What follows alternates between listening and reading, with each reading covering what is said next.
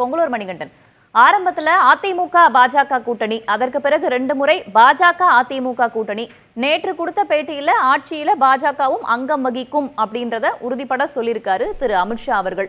ஆனா அதிமுகவுடைய தலைவர்கள் அனைவருமே கூட்டணி ஆட்சி கிடையாது அப்படின்றதுலயும் உறுதியா இருக்கீங்க. இப்ப அவங்க கான்கிரீட்டா சொல்றாங்க இல்லையா, அது எப்படி பார்க்குது அதிமுக? மாநில சுயாட்சி குறித்து மிக அளவுக்கு அதிகமாக பேசுகிற திமுக, அதே மாதிரி தமிழ்நாட்டில் அதிமுக தான் விட்டு கொடுத்து பாஜகவை காலூன்ற வைக்கிறது, கூட்டணி ஆட்சிக்கு அச்சாரம் விழுகிறது என்றெல்லாம் இன்றைக்கு பேசுகிற திமுக 1980 நடந்த விஷயம் என்ன?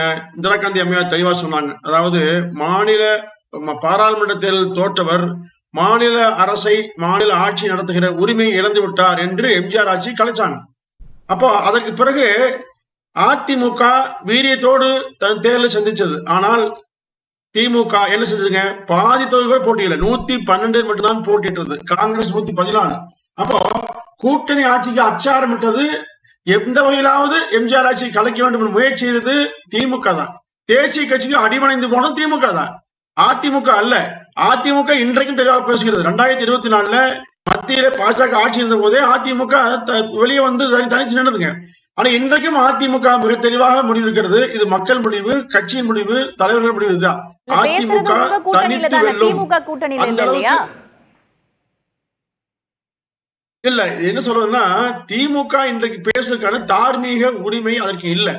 ஏன்னா அதை நோக்கி அதிமுக பயணிக்கல. இப்ப நீங்க ஒற்றை நோக்கம்ங்க. அன்றைக்கு எப்படி பாதி தொகுதிக்கும் குறைவாக பெற்றுக்கொண்டு அல்லது வழங்கிவிட்டு எம்ஜிஆர் ஆட்சியை வீழ்த்தது மட்டும்தான் நோக்கம் என்று கருணாநிதி சொன்னாரோ, அதே போலத்தான் இன்றைக்கு திமுக ஆட்சியை வீட்டுக்கு அனுப்புவதுதான் அதிமுக நோக்கம். ஆனால் பெரும்பான்மை இடத்திலே போட்டியிடும் அதிமுக தனித்து ஆட்சி அமைக்கும், இதில் மாற்றமே கிடையாது. இந்த உறுதிப்பாட்டோடு அதிமுக இருக்கிறது. நீ போக புரியுங்க. இப்ப இடையில இந்த கூட்டணி எப்படியாவது உடைத்தோட வேண்டும் என்கிற எண்ணத்தோடு பல பேர் முயற்சிக்கிறாங்க. ஆனா அந்த முயற்சி எல்லாம் நடக்காது.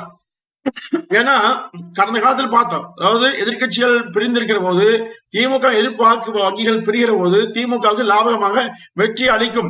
எனவே திமுகவுடைய எதிர்ப்பு வாக்குகள் சிந்தாமல் ஓர் அணியில் வர வேண்டும் என்பதற்காக தேர்தல் கூட்டணி அமைத்திருக்கிறது. கொள்கை கூட்டணி அமைக்கல. தொகுதி பங்கீடு இப்படி கேட்கணும்னு எந்த ஒரு கருத்துமே திமுக சொன்னதில்லை இல்லையா?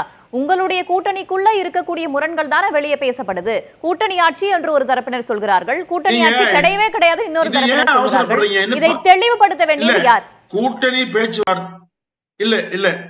பேச்சுவார்த்தையோ தொகுதி பங்கீடு பிரச்சனையோ இப்ப பேசப்பட்டதா? அதாவது அவரவர் கருத்து சொல்றாங்க, அவ்வளவுதான். இறுதி முடிவெடுக்க வேண்டியது அதிமுக பொதுச் செயலாளர், அந்த என்டிஏ கூட்டணிக்கு தலைவர் எடப்பாடியார் தான். அவர் தான் முடிவெடுப்பார்னு ஏற்கனவே பேசிட்டாங்க. அதனால இப்ப அவசரமே இல்லைங்க. 10 மாதம் இருக்குது. தேர்தல் அறிவித்த பிறகுதான் யாருக்கு எந்த தொகுதி, எவ்வளவு தொகுதி என்றெல்லாம், எவ்வளவு எண்ணிக்கை என்றெல்லாம் முடிவு செய்யப்படுங்க.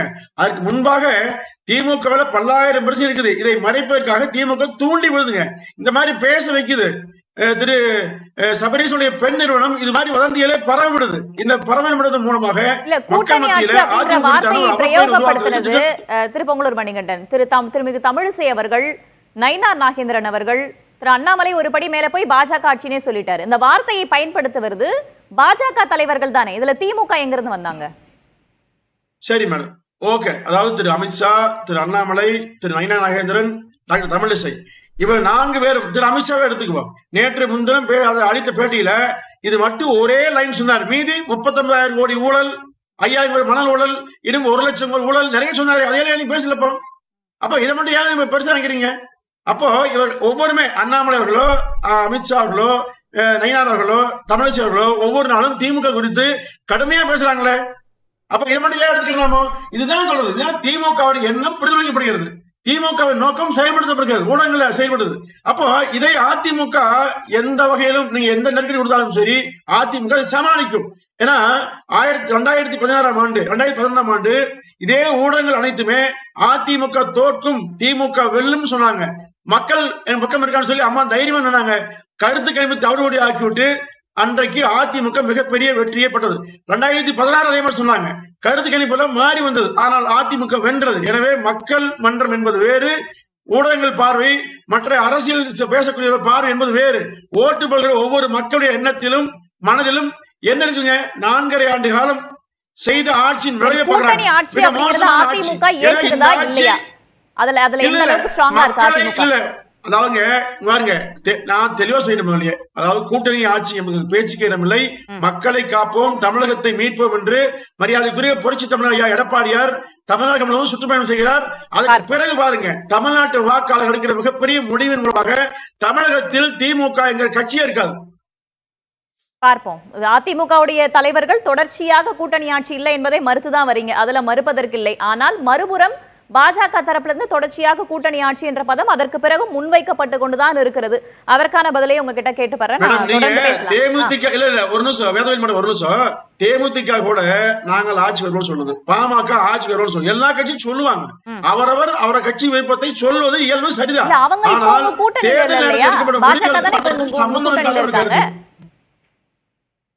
இல்ல, யாரு வேணும் சொல்லாங்க, யாரு வேணும் சொல்லலாம், சொல்வதற்கு உரிமை உண்டு. ஆனால் யதார்த்த நிலையை புரிந்து கொண்டு கூட்டணியில் வருகிற போது எடுக்கப்படுகிற முடிவுகளுக்கு கட்டுப்படுத்த ஆகணுங்க. இல்ல தனியாக இருக்கக்கூடிய கட்சி அவங்க ஆட்சிக்கு வரலாம் அவங்க சொல்லலாம். ஆனா இப்ப உங்க கூட்டணியில யார் இருக்காங்களோ அதை பத்தி தான் கேள்வி. சரி நான் வரேன்.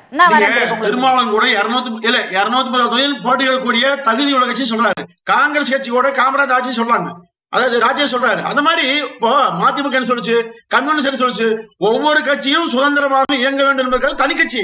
அப்ப தனி கட்சி தேவையில்லைங்க. அப்போ அந்த கட்சி சொல்றதுனாலேயே ஒரு இழுக்கு வந்து வராது. பாஜக அதிமுக கூட்டணியில் எந்த பிரிவினையும் வராது. உறுதியாக நின்று திமுக தோற்கடிக்குங்க. பார்ப்போம். இந்த கருத்து முதல் தொடர்கிறதா அப்படின்றத நம்ம பொறுத்திருந்து பார்க்கலாம். நான் மறுபடியும் வரேன் திருப்பங்களூர் மணிகண்டன்.